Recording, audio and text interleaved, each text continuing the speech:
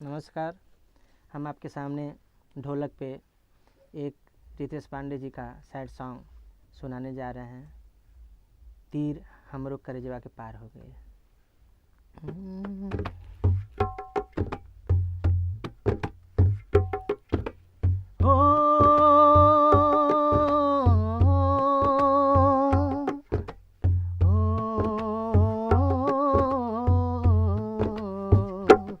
केहू कहे तो देखा दी सीना फार के, केहू कहे तो देखा दी सीना फार के।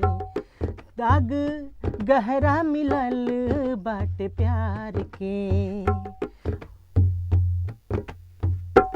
केहू कहे तो देखा दी सीना फार के।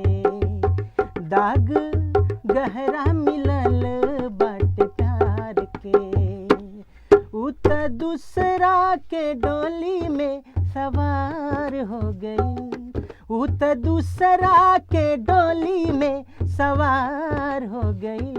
तीर हमरा करे जवा के पार हो गई। तीर हमरा करे जवा के पार हो गई। केहू कहे तो दिखा दी सीना फार के। दाग गहरा मिलल बाटे प्यार के।